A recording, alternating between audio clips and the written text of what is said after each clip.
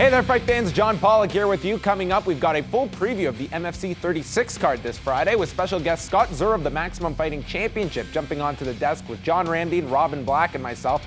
But up first, we're getting you all caught up on today's news.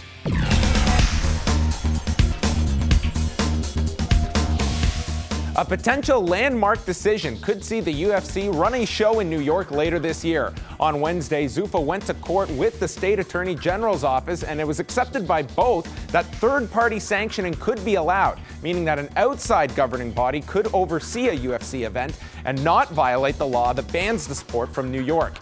UFC legal representation is expected to wait now until the official legislative process occurs, where they are hopeful of the 1997 law being overturned, but they will take this option if it's their only way to run in New York.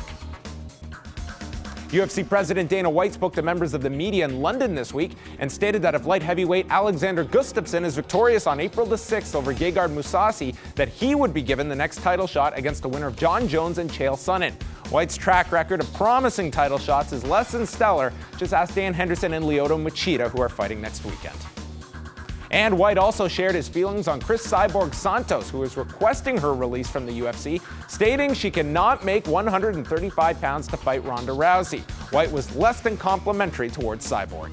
We were working with her to get her a deal, whatever. When you send a letter from your lawyer and your doctor saying, I will die if I try to make 135, I mean, it's the goofiest thing. I've never seen anything like it in the fight business. Cyborg is pretty much irrelevant right now. I mean, she really is. She's irrelevant.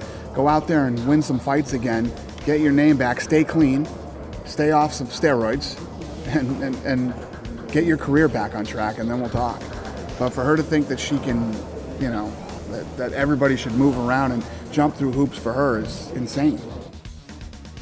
When we come back, we'll be chatting with Scott Zur of the MFC about this Friday night's reality check card. But up first, we've got a preview of the UFC on Fuel 7 card taking place in London, England.